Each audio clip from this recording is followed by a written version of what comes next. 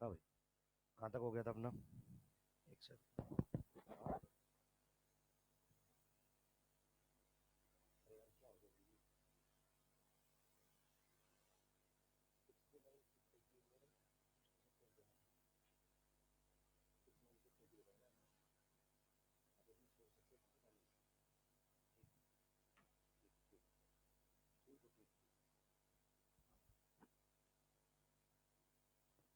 हाँ, उसमें शामिल हो गया।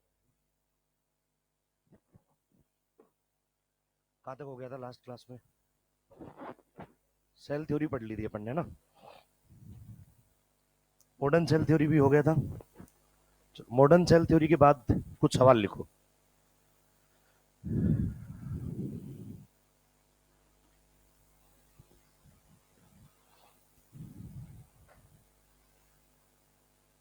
कोशिका सिद्धांत, पहला क्वेश्चन। कोशिका सिद्धांत किसके द्वारा दिया गया? किसके द्वारा दिया गया? फटाफट लिखो।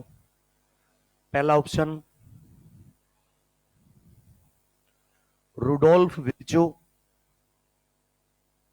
Rudolf Virchow. दूसरा रॉबर्ट हुक।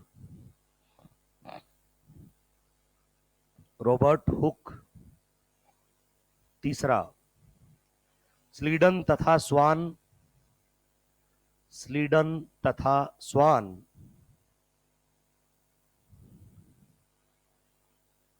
चौथा एक तथा तीन दोनों।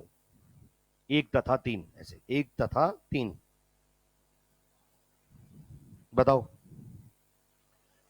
क्या आंसर होगा? सेल थ्योरी किसने दी थी, सीधा पूछा गया है। अब इसमें कंफ्यूजन हो रहा है थोड़ा सा ना, रुडोल्फ विर्चो को लेके। तो अब इसीलिए क्वेश्चन लिखवाया गया है कि अगर ऐसा एग्जाम में आ जाए तो तुम्हें क्या करना है, तो आंसर करना है स्लीडन और स्वान। क्यों करना है, इधर ध्यान से सुनो। जब तक मॉडर्न सेल थ्योरी नहीं लिखता, क्या नहीं लिखता, तब तक रुडोल्फ विर्चो को याद नहीं करना है। समझ गए बात को? तो इसलिए इसमें क्या आंसर जाएगा, स्लीडन तथा स्वान। अगला क्वेश्चन लिखो। सेल लीनिएज थ्योरी, बोर्ड पे लिखा है। सेल लीनिएज सिद्धांत या थ्योरी किसके द्वारा दी गई? सेल लीनिएज थ्योरी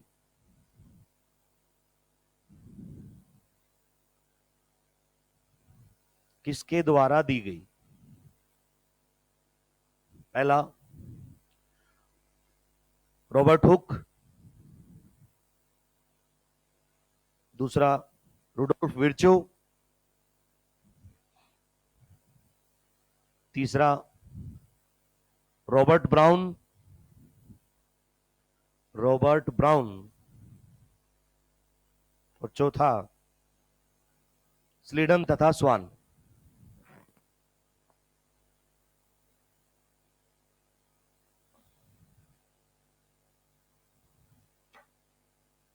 आंसर बताओ।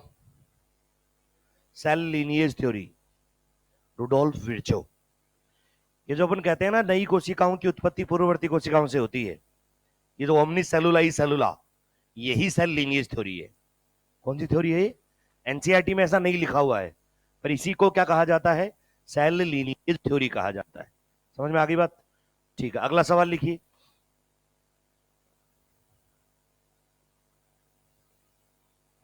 सर्वप्रथम सर्वप्रथम कोशिका झिल्ली तथा कोशिका भित्ति, कोशिका झिल्ली तथा कोशिका भित्ति के बारे में बताने वाले वैज्ञानिक थे। बताने वाले वैज्ञानिक थे। पहला ऑप्शन लिखो, British botanist. British botanist. British, BRITISH, British, BOTANIST, botanist. दूसरा लिखो जर्मन जूलॉजिस्ट, सामने लिखा है जर्मन जूलॉजिस्ट। तीसरा ब्रिटिश जूलॉजिस्ट।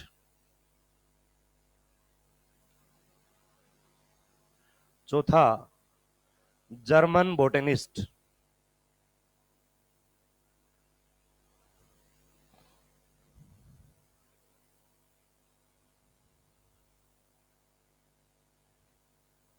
अब वैज्ञानिक का नाम तो याद है ना?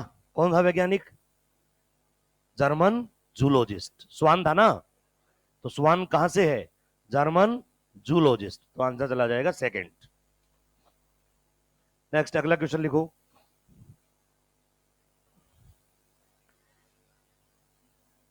एनिमेक्यूल, सामने लिखा है एनिमेक्यूल शब्द का प्रयोग, एनिमिक्यूल शब्द का प्रयोग सर्वप्रथम किसके द्वारा किया गया?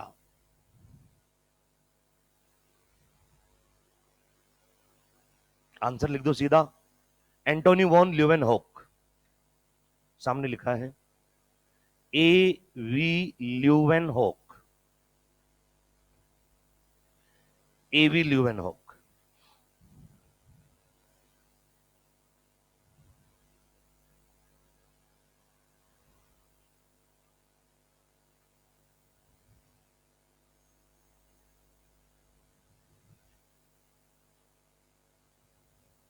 ठीक है, अगला सवाल लिखो। वर्तमान समय में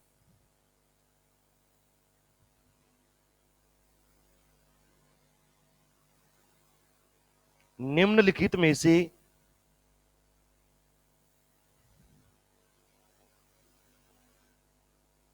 संभव नहीं है, वर्तमान में निम्नलिखित में से संभव नहीं है। पहला लिखो पुरानी कोशिकाओं से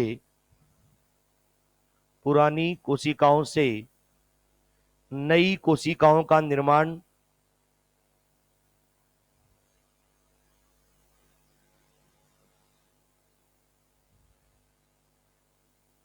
दूसरा कोशिकाओं की डी नोवो उत्पत्ति, कोशिकाओं की डी नोवो उत्पत्ति,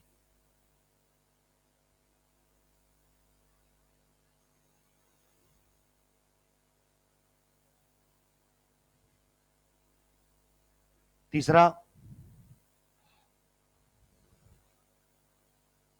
कोशिका अपघटन, कोशिका अपघटन, चौथा उपरोक्त सभी।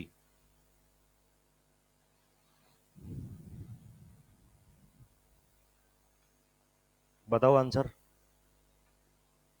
क्या होगा, बताओ क्या संभव नहीं है? आप बीच में खड़े हो जाओ बेटा। यस, क्या आंसर होगा बेटा इसका? क्यों क्यों संभव नहीं है ये संभव नहीं है ना, आंसर यही है। क्यों नहीं है संभव? कारण कोई इधर रटा है? कारण है इसके पीछे कोई, या कारण नहीं है कि कोशिकाओं की अपने आप उत्पत्ति संभव नहीं है? क्यों नहीं पता? बैठो, किसको पता है? आपको? हाँ बताइए, हाँ आप बताइए।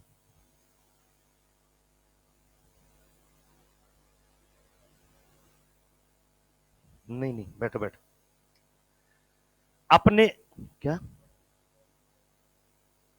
पहले कैसा था? हाँ, अब वातावरण में ऑक्सीजन उपस्थित है। क्या उपस्थित है? इसलिए अब नई कोशिकाओं का निर्माण अपने आप नहीं होता, पुरानी कोशिकाओं से ही होता है। आप इवोल्यूशन में ओपेरिनो और हेल्डन का सिद्धांत पढ़ते हो, तो एक तो उसमें रासायनिक उद्विकास है और एक जैविक उद्विकास है। तो आप पढ़ते हो ऑक्सीजन से पहले रिड्यूसिंग एनवायरनमेंट था, अरे हाँ या ना, और ऑक्सीजन के आने के बाद कैसा हो गया, ऑक्सीडाइजिंग। तो अब जो है अगर कुछ भी नया बनने की कोशिश करता है तो ऑक्सीजन की उपस्थिति में उसका ऑक्सीकरण हो जाता है। क्या हो जाता है उसका? और इसका दूसरा कारण भी है कि वातावरण में अब जैव अपघटनीय घटक पाए जाते हैं, जैसे जीवाणु। क्या पाए जाते हैं? तो जीवाणु क्या कर देंगे, उसका डिकम्पोजिशन, अपघटन कर देंगे ना। तो इसलिए अब नई कोशिका का निर्माण नहीं होता अपने आप से। समझ गए हो? नई कोशिकाएं बनती हैं तो केवल किससे बनेंगी? पुरानी कोशिका से। अपने आप से नई कोशिका का उद्विकास नहीं होगा। क्लियर है? चलो नेक्स्ट, इसके बाद अब आप हेडिंग डालेंगे कोशिका का साइज और shape, size and shape of cell.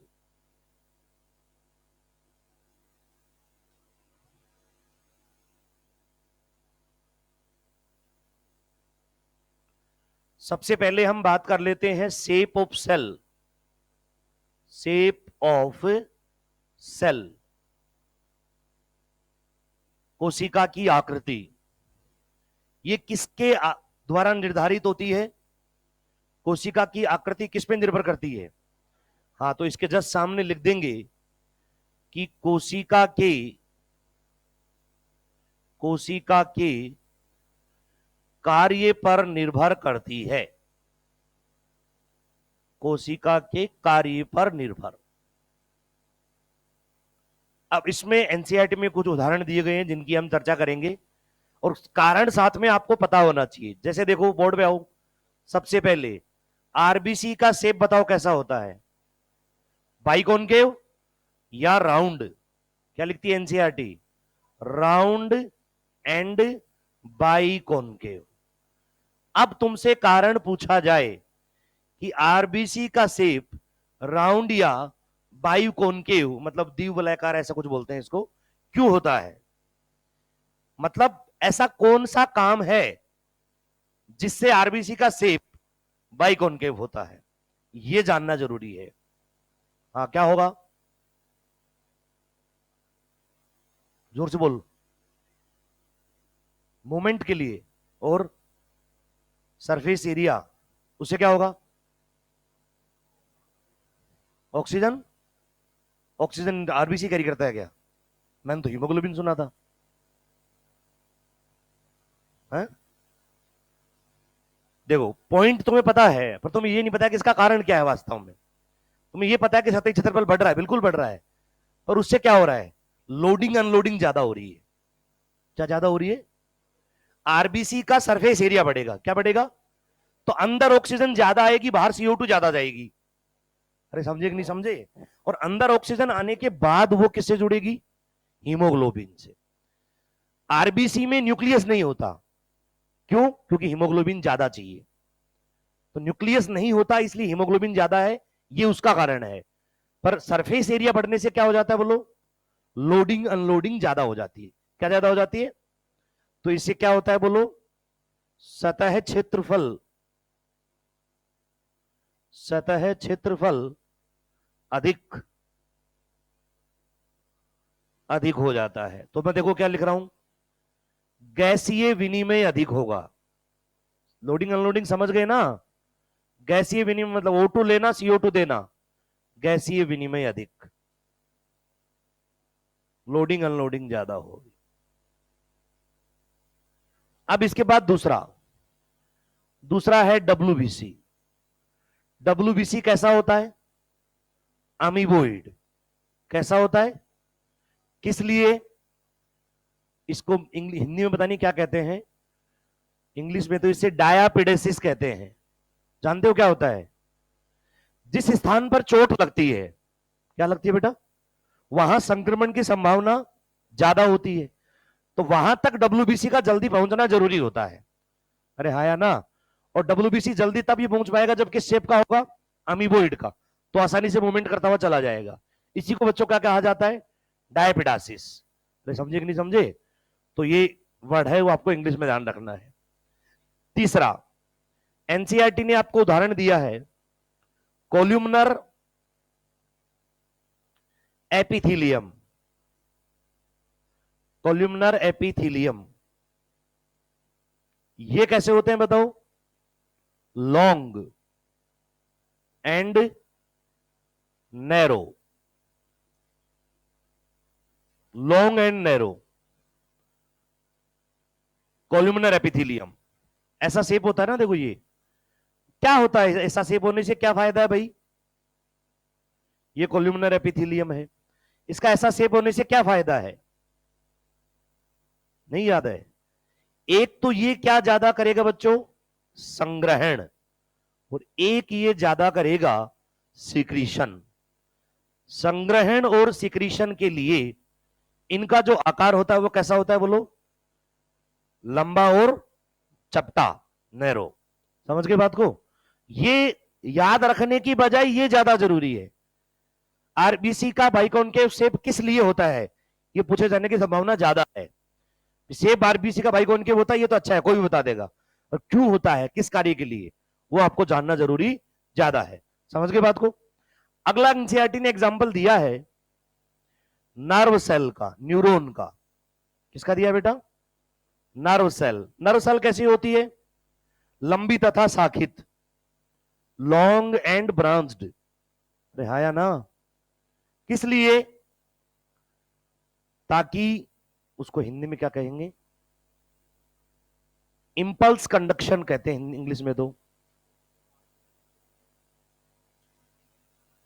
आवेग संचरण, इंपल्स कंडक्शन, है ना।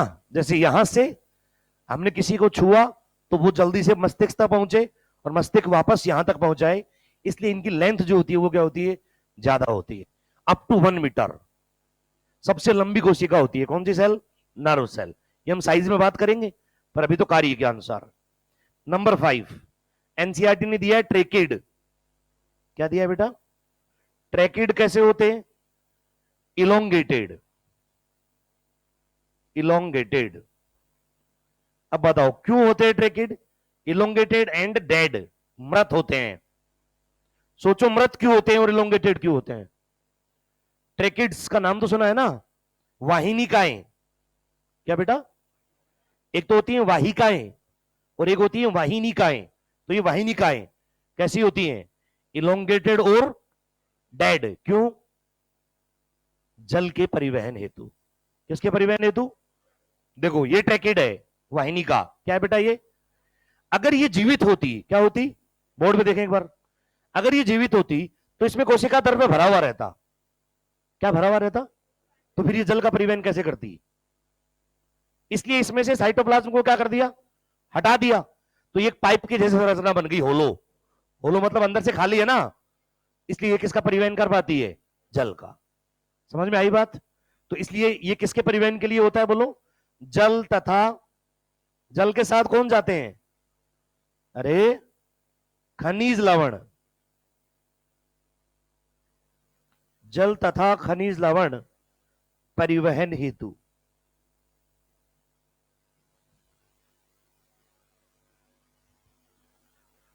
लास्ट एनसीईआरटी ने दिया है पर्ण मध्योतक कोशिका। कौन सी कोशिका? Mesophyll cell. अरे ये तो याद होगा ना, मीजोफिल सेल प्रकाश संश्लेषण में पढ़ते हो। पर्ण मध्योतक कोशिका में क्या पाए जाते हैं? हरित लवक। ये मीजोफिल कैसी होती है? ओवल और राउंड भी बोल सकते हो। तो ये किस लिए होती है? अधिक हरित लवक हेतु।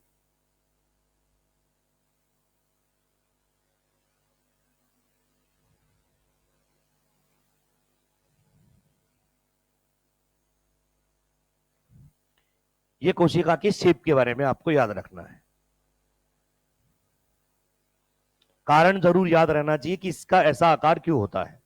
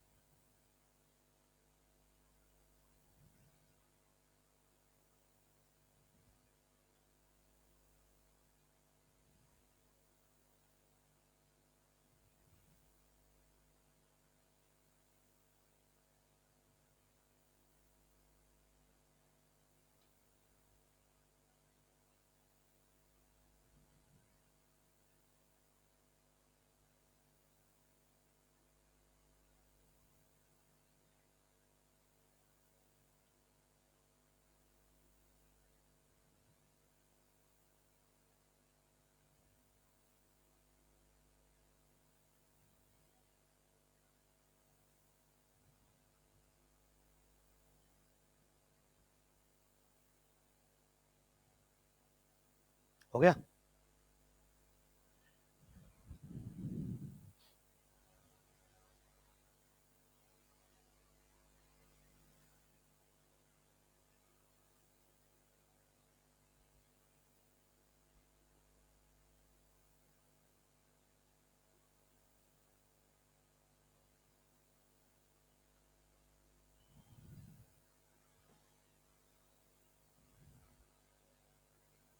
क्या बेटा?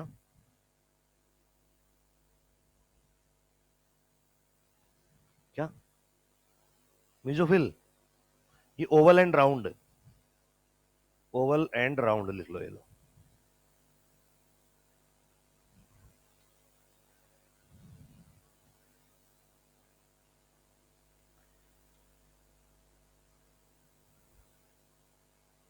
हो गया? अब देखो, इसके बाद बात करनी है हमें साइज के बारे में, साइज ऑफ सेल।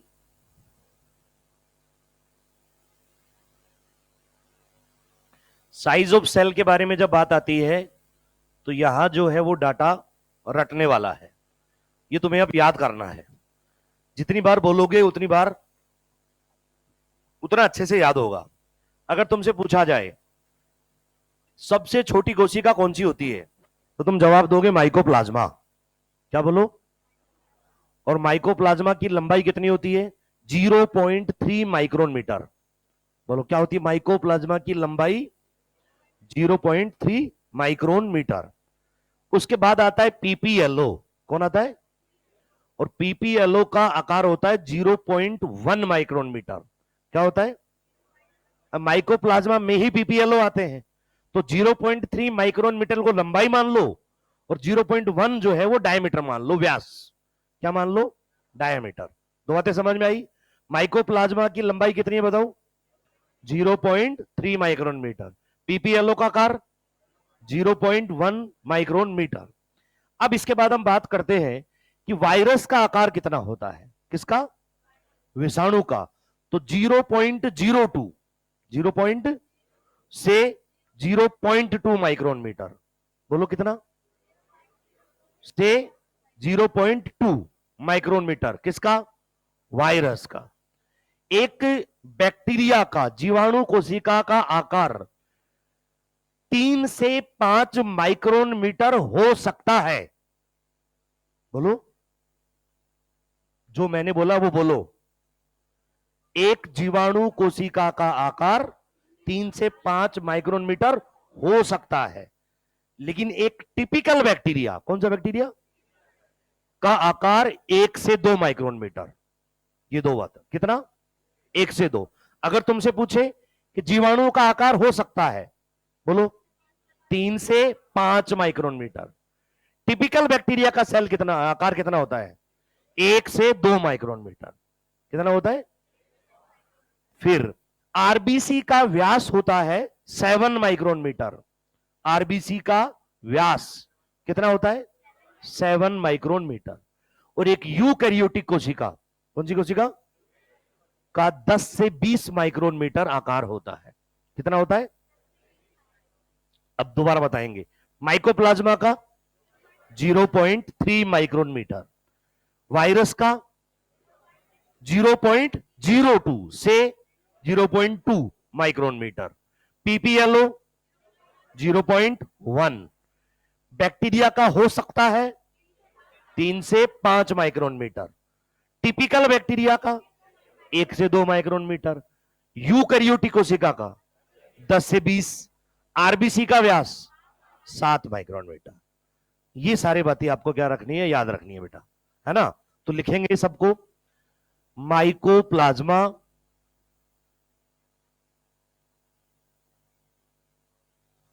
माइकोप्लाज्मा के बाद पीपीएलओ, पीपीएलओ के बाद लिखो वायरस, वायरस के बाद लिखो बैक्टीरिया, फिर लिखो टिपिकल बैक्टीरिया,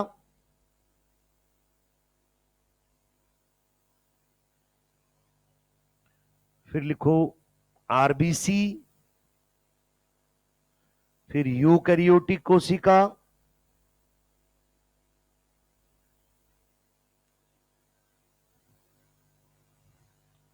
अपने आप लिखना है, मैं नहीं लिखवाऊंगा इसमें कुछ भी।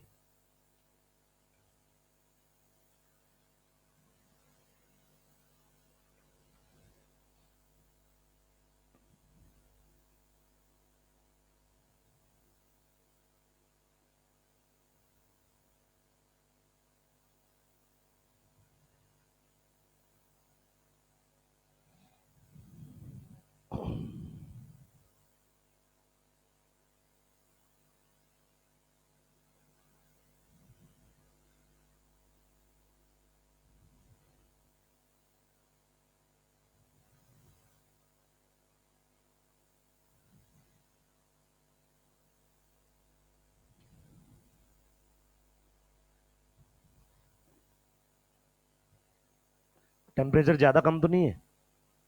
सर्दी लग रही है क्या? नॉर्मल है? बता देना, क्योंकि बाहर गर्मी ज्यादा है, फ्लक्चुएशन बर्दाश्त नहीं होगा तुमसे। वैसे तो हॉस्टल में भी एसी होंगे ना? नहीं है?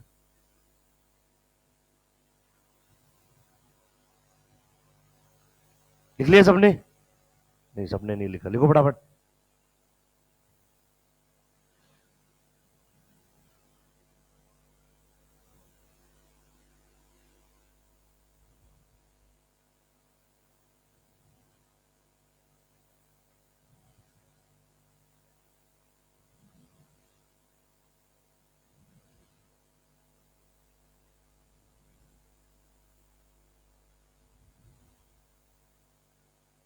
देखो, सबसे पहले मैच करेंगे, अगर गलत हुआ होगा तो ठीक कर लेना।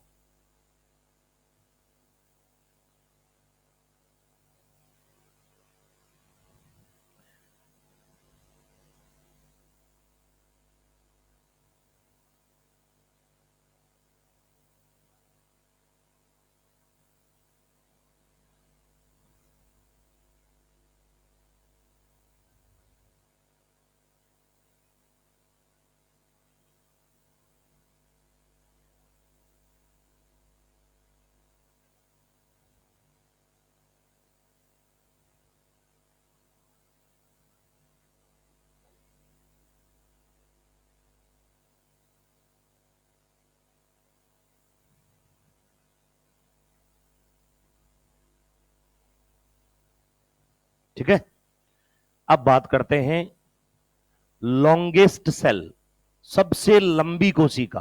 बोलो। Nerve cell. लंबाई बोलो, लंबाई बोलो। 1 मीटर। कितनी होती है? 1 मीटर। लार्जेस्ट आइसोलेटेड, मतलब जो अलग किया जा चुका है, आइसोलेटेड सेल। बोलो। Egg of ostrich.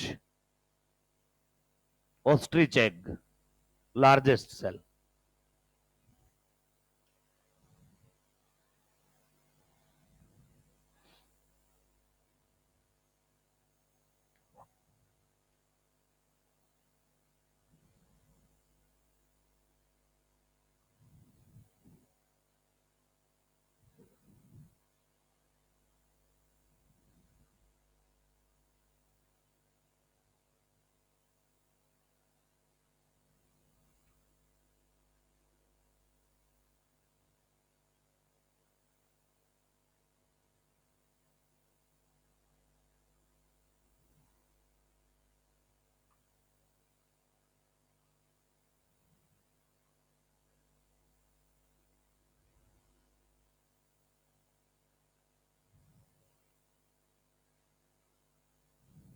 हटा दूं? अब इसके बाद एनसीईआरटी में दिया एक ओवरव्यू ऑफ सेल, और उसके बाद एनसीईआरटी में थोड़ा सा डाटा दिया गया है प्रोकैरियोटिक सेल का। किसका दिया बेटा? ये प्रोकैरियोटिक सेल जो है, इसके बारे में डिटेल में तो आप कहां पढ़ेंगे? लिविंग वर्ल्ड में, है ना? क्योंकि वहां पर आपको पढ़ना तो पड़ेगा ही। यू बैक्टीरिया पढ़ना पड़ेगा, आर्की बैक्टीरिया और साइनो बैक्टीरिया, तीनों पढ़ने पड़ेंगे। तो इसके बारे में डिटेल में आप वहीं पढ़ोगे, पर ज्यादातर जानकारी यहीं भी मिल जाएगी आपको। प्रोकैरियोटिक सेल की जब अपन बात करते हैं, तो सबसे पहले देखो, अगर प्रोकैरियोटिक सेल के शेप की हम बात करें कि प्रोकैरियोटिक सेल कैसा होता है और प्रोकैरियोटिक सेल में क्या क्या होता है, तो उसकी बात हम करते हैं। देखो डायग्राम मेरे साथ साथ मत बनाना वरना गलत हो जाएगा। जैसे मैं यहां पर एक रोड शेप्ड प्रोकैरियोटिक सेल बना रहा हूं।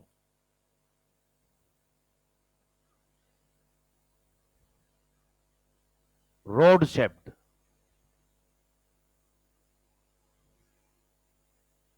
ये यहां पर एक रोड शेप्ड प्रोकैरियोटिक कोशिका है।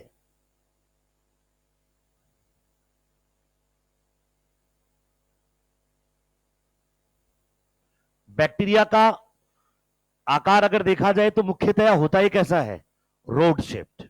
कैसा होता है बेटा? ठीक है। अब इसी बैक्टीरिया में जो ये सेल मेम्ब्रेन होती है, क्या होती है? सेल मेम्ब्रेन से यहां पर कुछ अंदर की तरफ आउटग्रोथ निकली रहती है। बोलो हाँ या ना? निकली रहती है ना। यहां पर भी ये आउटग्रोथ है, कुछ ये यहां है, कुछ ये यहां है। इसके अलावा यहां से ये क्या है बोलो? फ्लैजिला। क्या है बोलो? और इसके अलावा भी कुछ पाया जाता है। अब देखो ये होते पूरी सरफेस पे हैं, पर मैं पूरी सरफेस पे नहीं बनाऊंगा, तो तुम्हें समझ में आए सर उतना ही बनाऊंगा मैं। देखो बोर्ड पे, फिर ये जो है यहां पर ये एक डीएनए नाम की संरचना पाई जाती है। पाई जाती है क्या? और वैसे तो डीएनए नाम की संरचनाएं दो पाई जाती हैं, एक मेन डीएनए और एक बोलो प्लाज्मिड। क्या पाया जाता है? उसके अलावा यहां से कुछ संरचनाएं होती हैं और ये यहां पर है।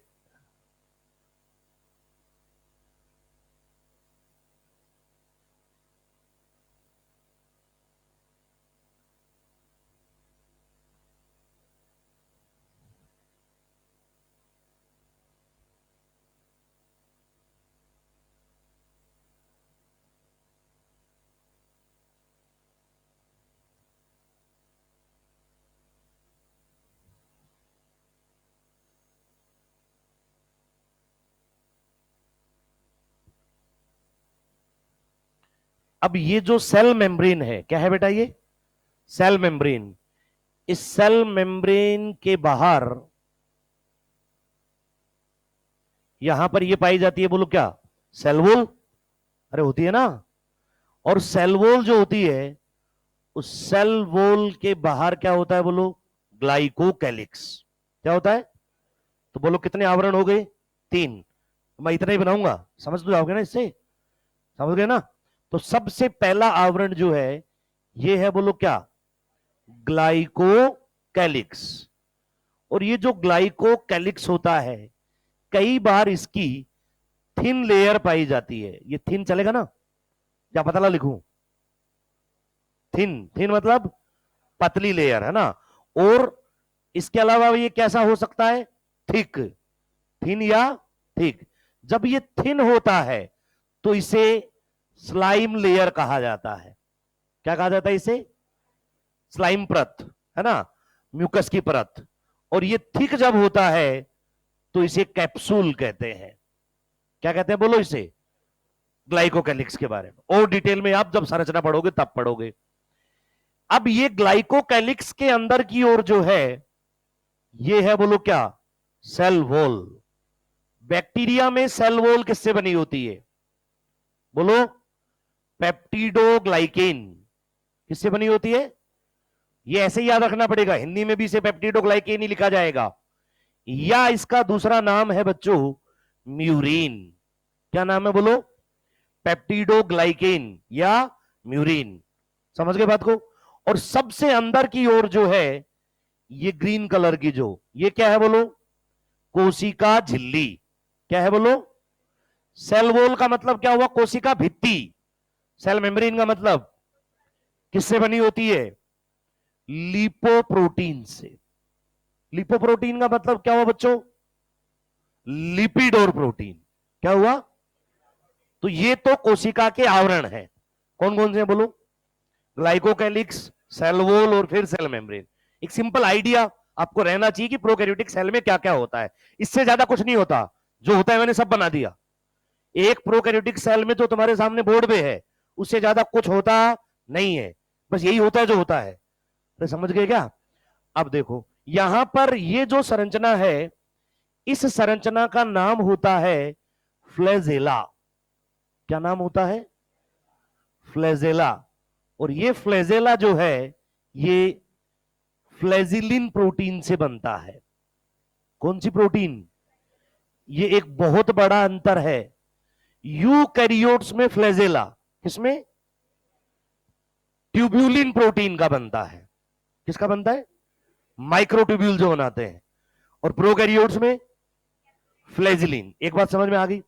दूसरी बात, यूकैरियोटिक फ्लैजेला, जैसे मेरे हाथ में रस्सी है और मैंने रस्सी को यूं मारा तो क्या हुआ? अरे ऐसे करेगी ना वो, रस्सी को यूं खींचोगे, झटका मारोगे तो क्या होगा? Waves like. ऐसी मूवमेंट कौन करता है? Eukaryotic flagella. कौन सा फ्लैजेला? लेकिन प्रोकैरियोटिक फ्लैजेला में आप डिटेल में पढ़ोगे कि एल, पी, एस और एम रिंग पाई जाती है। याद आया? कौन सी रिंग? एल, पी, एस और एम। और वो रिंग ऐसे घूमती है। जब वो रिंग ऐसे घूमती है तो ये प्रोकैरियोटिक फ्लैजेला रोटेटरी मूवमेंट करता है। कौन सी मूवमेंट करता है? ऐसे, ये वाली मूवमेंट करेगा, रोटेटरी। और प्रोकैरियोटिक फ्लैजेला रोटेटरी मूवमेंट करेगा और यूकैरियोटिक वेव्स लाइक। समझ में आई ना? तो इनकी मूवमेंट में फर्क होता है। तो ये जो मूवमेंट करता है, यहां मैं लिख रहा हूं, कौन सी मूवमेंट करता है बोलो? रोटेटरी मूवमेंट करता है प्रोकैरियोटिक फ्लैजेला।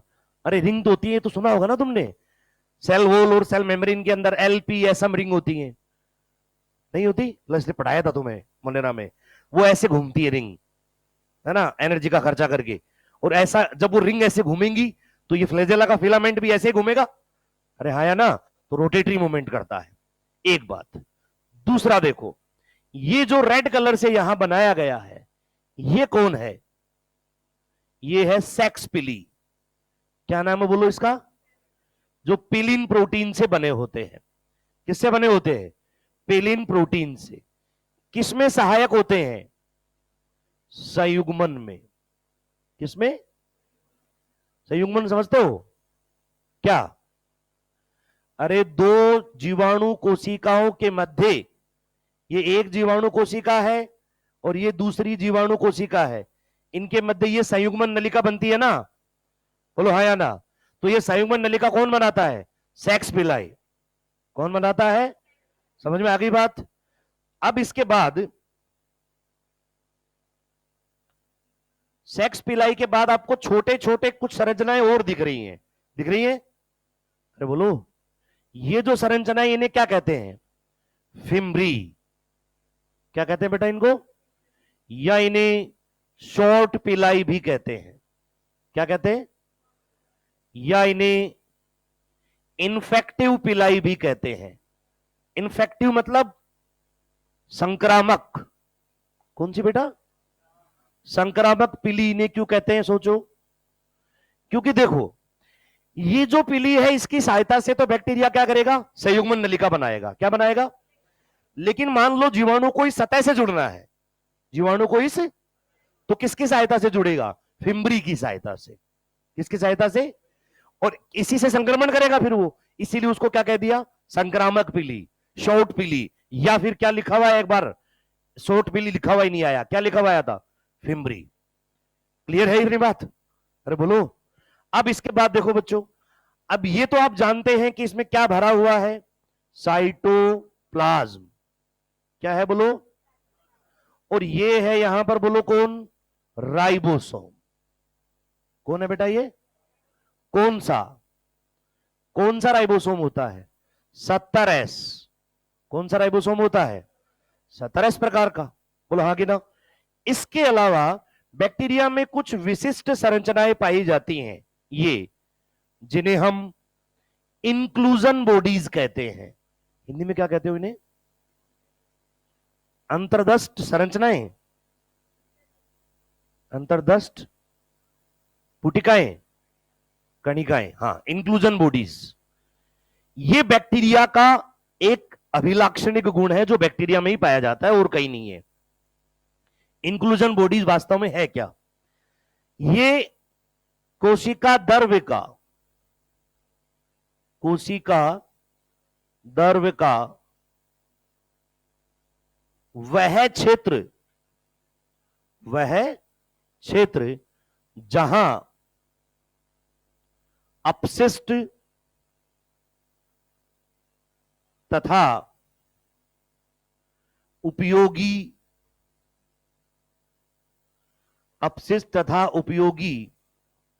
पदार्थों का संग्रहण होता है। क्या होता है बोलो? संग्रहण। किसका? वेस्ट मटेरियल का भी और यूजफुल का भी। समझ गए बात को? ये बीच में एक छोड़ दिया पढ़ने ना, इसको कहां लेके आए, इसको इधर लेके आता हूं मैं। अब ये देखो, ये जो संरचना है इसका नाम है क्रोमेटोफोर। क्या नाम है बोलो?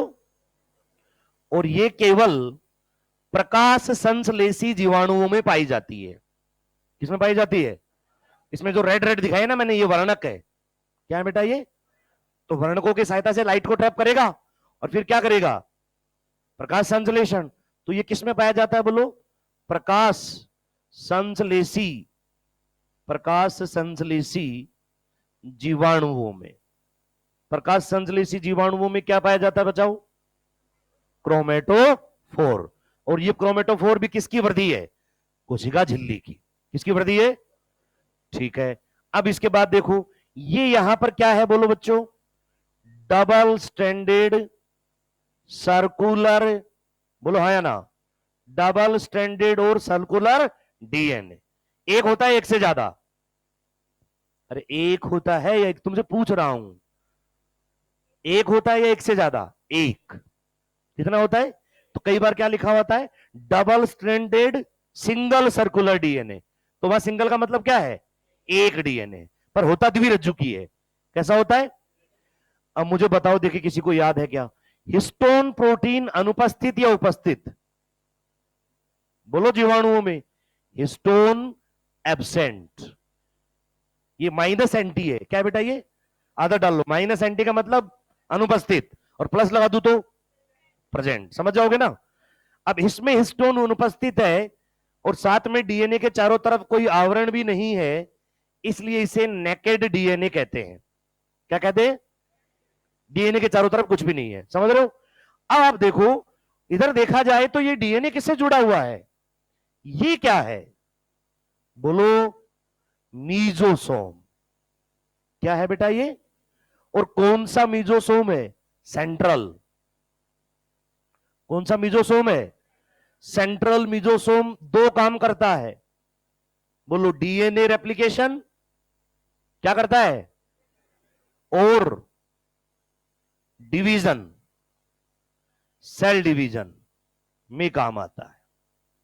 ये जो है ना, ये परिधीय मीजोसोम है। क्या है? परिधीय मतलब पेरिफेरल, पेरिफेरल मीजोसोम। ये वो एटीपी वाला काम करता है। किसके वाला? एटीपी। समझ में आ गई बात? अब देखो यहां पर, ये जो संरचना मैंने बनाई है ये क्या है? आरएनए। क्या है बेटा? कौन से आरएनए होते हैं? एम, आर और टी। तीनों टाइप के आरएनए पाए जाते हैं। कौन कौन से बोलो? एमआरएनए, आरआरएनए और टीआरएनए। तीनों टाइप के आरएनए कहां पाए जाते हैं? प्रोकैरियोटिक कोशिका में। और ये जो है, ये है बच्चों प्लाज्मिड। क्या होता है ये? क्या ये भी डीएनए है? बोलो, क्या प्लाज्मिड भी डीएनए होता है? हाँ। क्या होता है बेटा? लेकिन ये जीनोमिक डीएनए नहीं है। इसको कैसा कहते हैं बोलो? Extra chromosomal DNA. कौन सा डीएनए? मतलब जो गुणसूत्र ये डीएनए है उसके अलावा कुछ जीवाणुओं में क्या पाया जाता है? Extra chromosomal DNA. क्या नाम है बोलो उसका? अच्छा, ये प्लाज्मिड बच्चों दो प्रकार का होता है। एक तो बोलो कौन सा? R plasmid. कौन सा बोलो? और एक एफ प्लाज्मिड, आर प्लाज्मिड और एफ प्लाज्मिड। अब ये आर प्लाज्मिड में आर जीन पाया जाता है। कौन सा जीन? एफ प्लाज्मिड में एफ जीन पाया जाता है। सुनेंगे ध्यान से।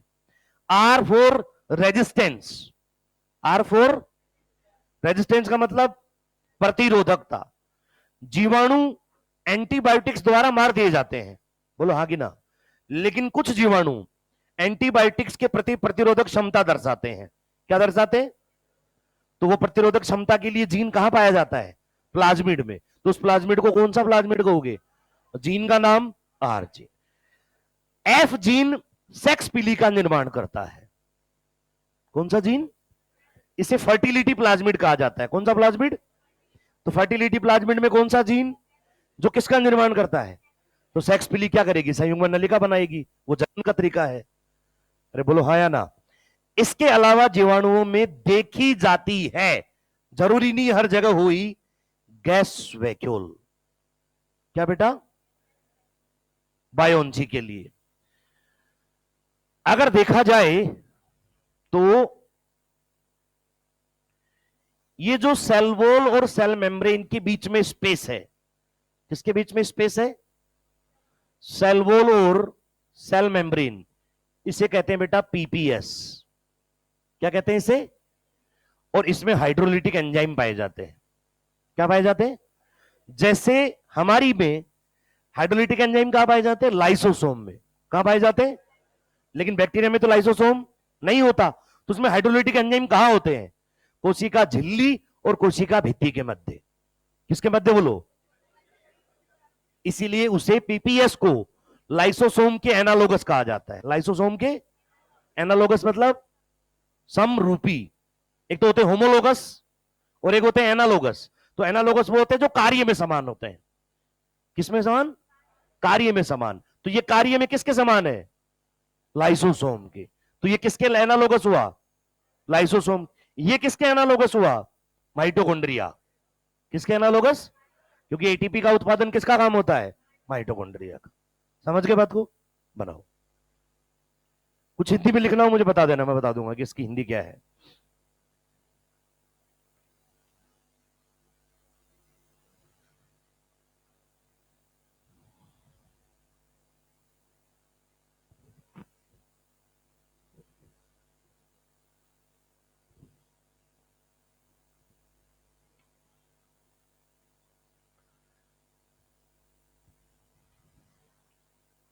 एक जीवाणु कोशिका में इससे ज्यादा कुछ नहीं होता।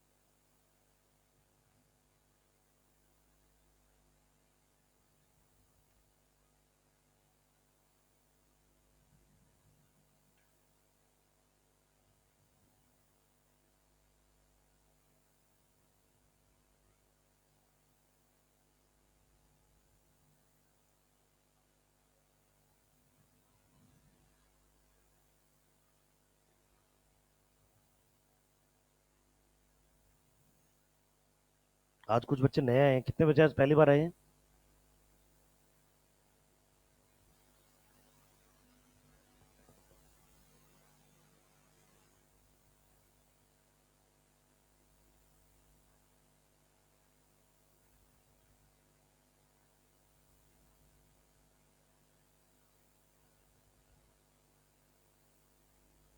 क्या लगता है कट ऑफ क्या जाएगी इस बार? है 580? ऐसे मत बोल भाई। 580 आगे तो लोग नीट की तैयारी करना छोड़ देंगे। इस पेपर में 580 कट ऑफ नहीं जाएगी, 500 के आसपास ही रहेगी, 520, 525 तक। और अगली बार अगर ऐसा ही पेपर आया तो इससे भी कम रहेगी। तो कितना फायदा है। इसलिए तुम्हें पूरा जोर लगा देना चाहिए बायोलॉजी पर। क्योंकि देखो सिंपल सी बात है, बायोलॉजी कितनी ही टफ आ जाए किया जा सकता है। समझ रहे हो नहीं समझ रहे हो? फिजिक्स टफ आ गई तो तुम कुछ भी कर लेना, नहीं होगा तो नहीं होगा, नहीं लगेगा तुम्हारा दिमाग। तुम अपने आप पे विश्वास रखो कि तुमसे नहीं होगा फिजिक्स में, और बायोलॉजी में कर सकते हो। और फिजिक्स में जैसे सवाल अभी आए थे, मान लो अगले साल फिर वैसे आ गए, कर लोगे क्या? तो कुछ और बदल के दे देगा वो। नहीं नहीं नहीं, बाहर से नहीं आएगा, आएगा एनसीईआरटी से ही। एनसीईआरटी से बाहर नहीं आएगा। एनसीईआरटी से ही इतना टफ बनाया जा सकता है, टफ बनाया जा सकता है, लेंदी बनाया जा। लेकिन अगर क्या होगा देखो, बायो का पेपर अगर लेंदी आया तो समय खाएगा। अब जो जितने ज्यादा बायो में सही कर देगा, फिर मान लो केमिस्ट्री टफ आ गई तो फिजिक्स में सही कर देगा, तो थोड़े थोड़े केमिस्ट्री में थोड़े फिजिक्स में जिसने कर दिए वो सेलेक्ट होके जाएगा। यही तरीका है टफ एग्जाम में। मतलब एसटी सर ने बताया था ना उस दिन, केवाईसी की जगह नो योर पेपर। आपको पहले अपने पेपर को जानना है कि मुझे इस पेपर में करना कैसे है। तो सबसे पहले इसी चीज को ध्यान रखना माइनर में भी, क्योंकि माइनर में भी तुम्हारे साथ ऐसा ही होने वाला है।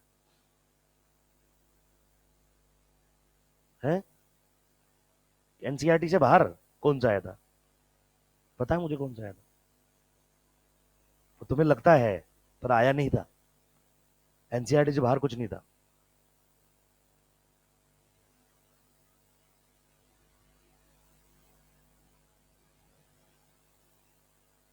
एनसीईआरटी पढ़ी है आपने? एनसीईआरटी आती है आपको? एनसीईआरटी हमें नहीं आती आज तक पूरी तो। एनसीईआरटी को समझना इतना आसान नहीं है। जेनेटिक्स में ऐसे घुमाया जा सकता है ना, वो जिस दिन घुमा देगा उस दिन पता चलेगा।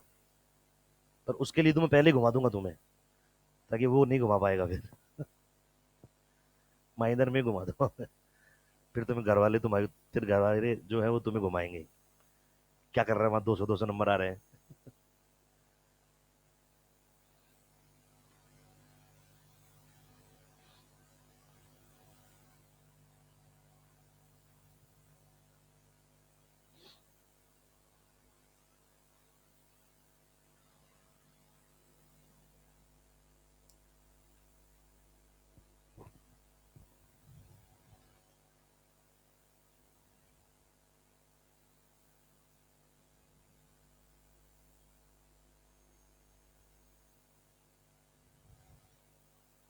आप जिस तरीके से भी पढ़ रहे हैं, तरीके को ध्यान में रखना बेटा ना। क्योंकि 20 दिन बाद जब तुम्हारा माइनर होगा, तो पहले माइनर में जो भी तुम्हारा स्कोर आएगा उसके लिए तुम्हारी 1-to-1 मीट होगी हमसे, और तुम्हारे घर वालों को सूचित किया जाएगा, है ना, फोन के माध्यम से।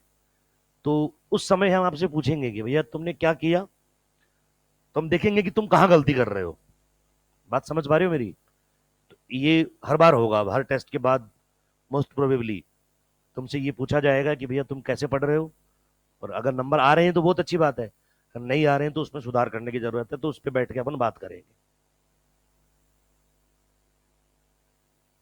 क्योंकि अब 650 नंबर तो लाने ही नहीं है ना, बात यह है कि 550 नंबर लाने हैं, उस पर काम करना है।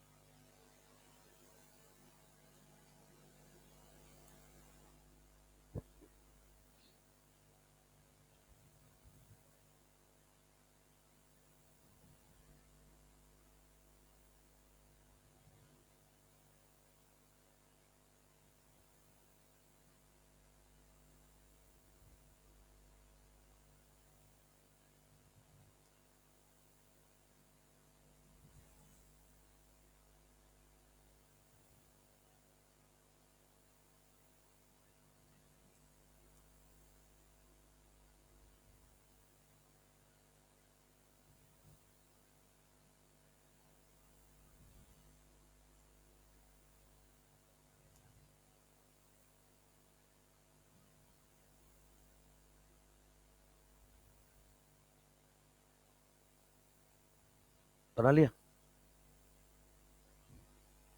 क्या कर रहा है? इसमें देख रहा है, मुझे देख रहा है? हैं? पेंसिल नहीं है, पेन से बना ले। अरे ऐसे बना दे, कुछ भी समझ आना चाहिए तुझे। अच्छा बनाना थोड़ी जरूरी होता है। लड़के कब से अच्छा बनाने लग गए?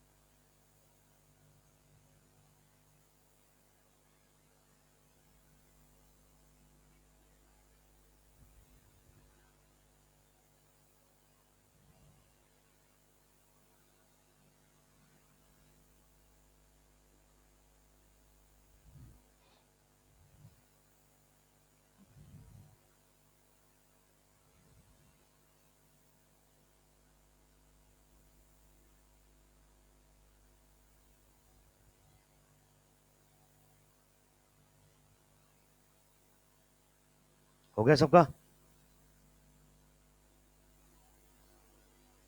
पीपीएस जो लिखा हुआ है ना बेटा, इसके साइड में लिखना पेरी प्लाज्मिक स्पेस, ब्रैकेट लगा के लिख दो। मैं भी लिख रहा हूं, जगह कम है, छोटा सा लिखूंगा। या यहां लिख रहा हूं मैं, देखो इधर, पेरी प्लाज्मिक स्पेस।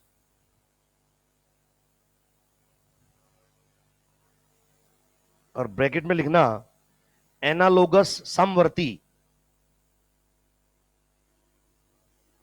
लाइसोसोम के समवर्ती।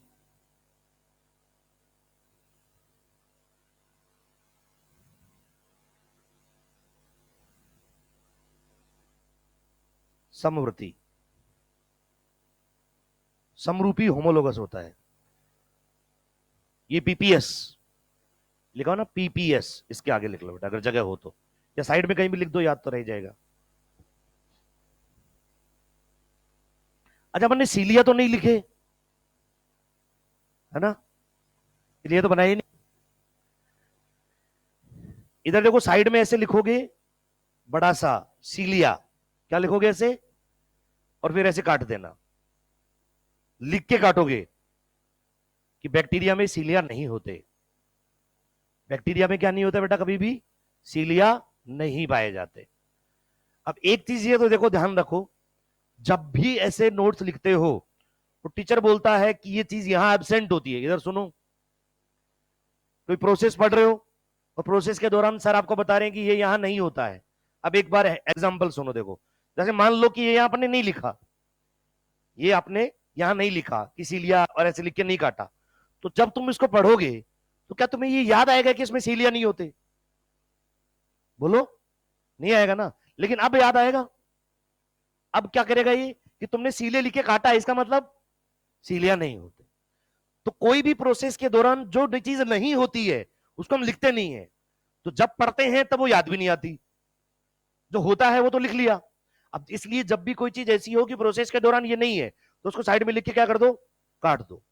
जैसे आप मियोसिस 2 पढ़ते हो, क्या पढ़ते हो, तो G1 S और G2, उसमें एस नहीं होती, याद है, तो एस लिख के क्या कर दिया करो, काट दो कि एस नहीं है। नहीं, बच्चे क्या करते हैं, सर भूल गए थे, बीच में लिख देते हैं एस, है ना। तो एस को लिख के काटना है वहां, समझ रहे हो बात को। काटने का मतलब ये है कि ताकि आपको याद रहे कि ये यहां होता नहीं है। समझ गए मेरी बात। अब ये इंक्लूजन बॉडीज जो होती हैं, इनके बारे में अगर लिखो तो यहां लिख दो झिल्ली रहित। ये झिल्ली रहित होती हैं, इनमें झिल्ली नहीं पाई जाती है बेटा, झिल्ली रहित, झिल्ली रहित।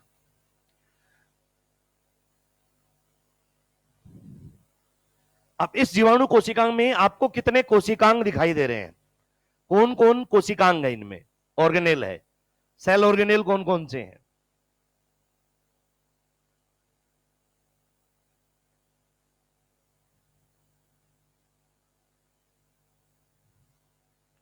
सामान्यतया केवल एक, कौन, राइबोसोम। कौन, पर अगर गैस वैक्यूल है, क्या है, तो वैक्यूल सेल ऑर्गेनेल में कंसिडर होता है, तो वैक्यूल को भी माना जाएगा अगर है तो।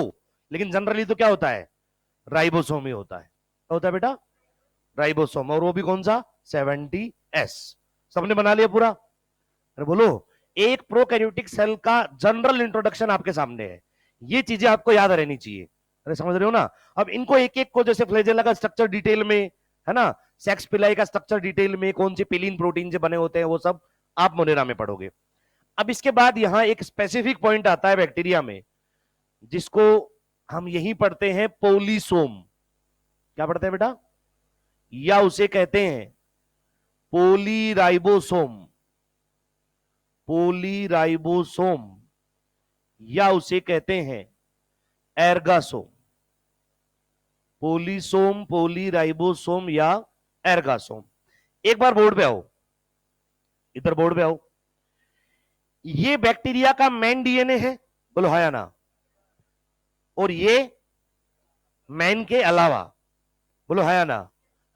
क्या आप लक्षण प्रारूप समझते हैं, मोर्फोलॉजी, लक्षण प्रारूप मतलब बाह्य आकार की, समझते हो ना। तो क्या प्लाज्मिड का फिनोटाइप, फिनोटाइप मतलब लक्षण प्रारूप में कोई रोल होता है, प्लाज्मिड का बैक्टीरिया के फिनोटाइप में रोल होता है। एक बात बताओ, चलो ऐसे समझते हैं, अगर तुमसे मैं पूछूं कि क्या प्लाज्मिड में बैक्टीरिया के लिए आवश्यक जीन पाए जाते हैं, नहीं, क्या बोलोगे, नहीं पाए जाते। क्यों नहीं पाए जाते, जरूरी नहीं है इस प्लाज्मिड में आर जीन हो, सारे प्लाज्मिड में एंटीबायोटिक रेजिस्टेंट जीन नहीं पाए जाते। अरे समझे कि नहीं समझे, और सारे प्लाज्मिड में एफ जीन भी नहीं पाया जाता। तो ये जरूरी नहीं है कि प्लाज्मिड में आवश्यक जीन हो ही। अरे समझे कि नहीं समझे, ऐसा भी होता है कि प्लाज्मिड में कोई जीन ना हो, तो आवश्यक तो नहीं है ना, उसके बिना बैक्टीरिया सर्वाइव तो करेगा। अरे बोलो, तो क्या बैक्टीरिया का लक्षण प्रारूप में कोई रोल होगा। अब यहां बच्चे गड़बड़ कर देते हैं, होगा।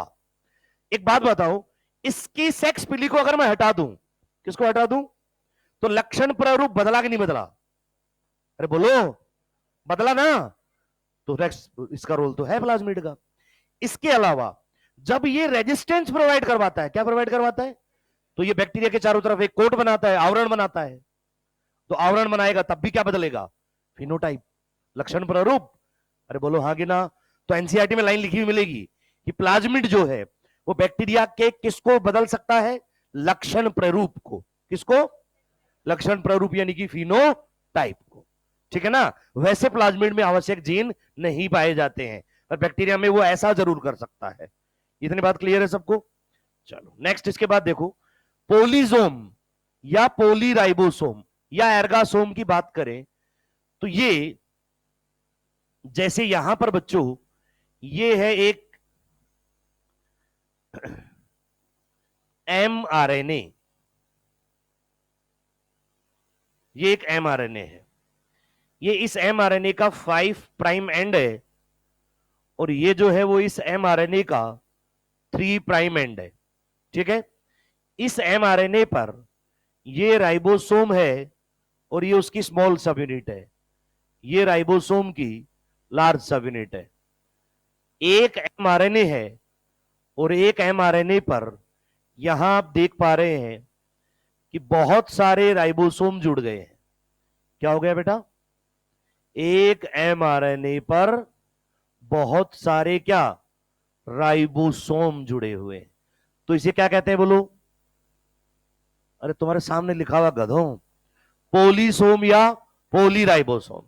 एमआरएनए कितना बोलो बच्चों? एक। ये है कौन? एमआरएनए। और ये जो रेड कलर से बनाए मैंने, ये क्या है बोलो? हाँ, ये क्या है? राइबोसोम। तो एक एमआरएनए पे कितने राइबोसोम है? खूब सारे हैं, तो इसे क्या कह देते हैं अपन? पॉलीसोम। अब इस राइबोसोम पर ऐसे क्या बनती है बोलो? Polypeptide chain.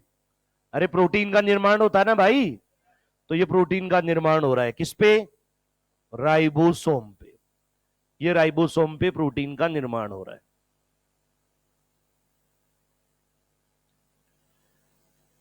बात ये है, मुझे ये बताओ कि ये जो प्रोटीन बन रहे हैं, एक है या एक से ज्यादा? ज्यादा है ना एक से। तो ये सारे प्रोटीन समान हैं या अलग अलग हैं? बोलो। समान। एक प्रोटीन में, सुनेंगे ध्यान से, एक प्रोटीन में अमीनो अम्लों का अनुक्रम। किसका अनुक्रम?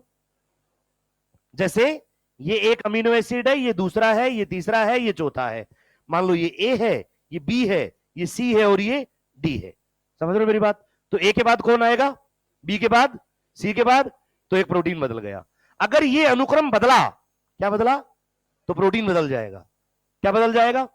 अब आप पढ़ चुके हैं 12th क्लास में कि एमआरएनए पर कोडोन पाए जाते हैं, याद है? एयूजी पाया जाता है ना, स्टार्ट कोडोन। तो क्या वो कोडोन्स का अनुक्रम बदल रहा है? अरे बोलो, एक ही तो एमआरएनए है, तो क्या उसमें कोडोन का अनुक्रम बदला? तो प्रोटीन कैसे बदल जाएगा? बार बार सेम प्रोटीन बनेगा? देखो हुआ क्या है, सबसे पहले ये राइबोसोम आया था। सोचना, अब सबसे पहले कौन सा राइबोसोम आया था? ये वाला कभी यहां था, तो ये आगे बढ़ा। अरे बोलो, इसके पीछे कौन जुड़ा? ये। अरे हाँ की ना। फिर ये आगे बढ़ा, तो इसके पीछे, फिर इसके पीछे ये जुड़ा, इसके पीछे ये, उसके पीछे ये। अब ये आगे बढ़ेगा तो बोलो क्या होगा? इसके पीछे एक और आगे जुड़ेगा। अरे समझे कि नहीं समझे? तो सबसे पहले ये वाला जुड़ा था, इसीलिए इसमें ज्यादा अमीनो एसिड जुड़े हुए हैं। समझ पा रहे हो? तो क्योंकि एमआरएनए में कोडोन्स का अनुक्रम एक जैसा है, तो इसलिए प्रोटीन में अमीनो अम्लों का अनुक्रम भी वही रहेगा। तो एक ही प्रोटीन को अधिक संख्या में बनाने के लिए, एक ही प्रोटीन को किसका निर्माण होता है? पॉलीसोम का। तो बात समझ में आई कि नहीं आई? जैसे मान लो पहला कोडोन था ए यू जी, कौन सा था? दूसरा था यू यू यू, तीसरा था ये, चौथा था यू यू जी है मान लो। तो हर बार यही तो रहेंगे, क्योंकि एमआरएनए तो एक ही है। अरे बोलो, तो पहला अमीनो एसिड हमेशा कौन आएगा? ए, दूसरा, तीसरा, चौथा। तो ऐसे प्रोटीन में अमीनो अम्लों का अनुक्रम क्या रहेगा? समान। तो प्रोटीन भी क्या रहेगा बोलो? समान। ये आप जेनेटिक्स में और डिटेल में पढ़ोगे ना। तो ये पोलीसोम जो है, ये मुझे बताओ किस में पाया जाता है? प्रोकैरियोट्स में, यूकैरियोट्स में, या दोनों में? बताओ। केवल प्रोकैरियोट्स में? अरे कुछ बोल तो जाया करो। केवल प्रोकैरियोट्स में, ऐसा कितने बच्चे कहते हैं? अभी कोई नहीं। ये क्या है, अभी तो बोल रहे थे। अच्छा, और केवल यूकैरियोट्स में?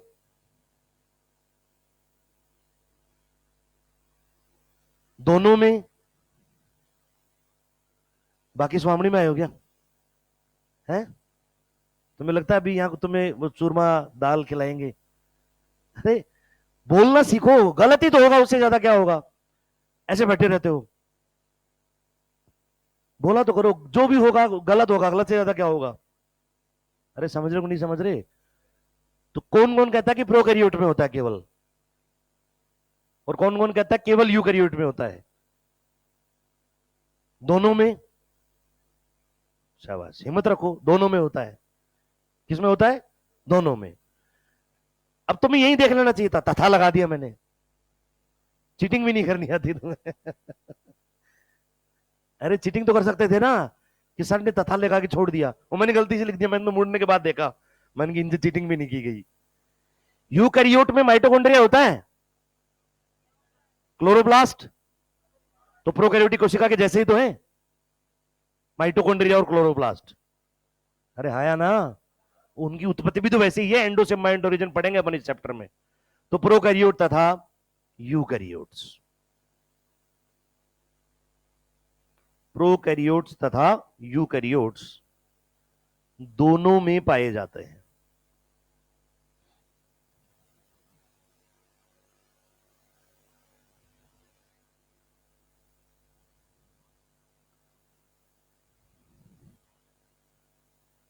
अधिक प्रोटीन निर्माण,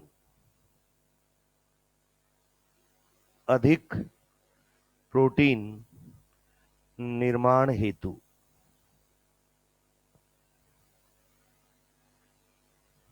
सेल में जब ज्यादा प्रोटीन बनाना हो, तो ज्यादा प्रोटीन बनाने के लिए क्या बनते हैं? पोलीसोम बनते हैं। क्या बनते हैं? पोलीसोम बोल दो, पोलीराइबोसोम बोल दो, या एर्गासोम बोल दो, बात एक ही है।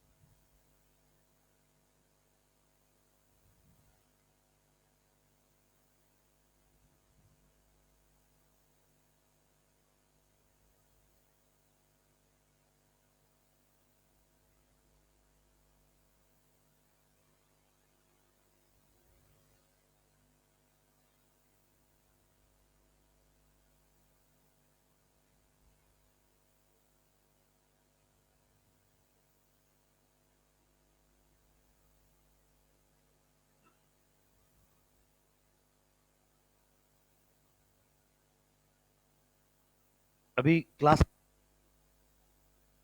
कुछ पढ़ते हो?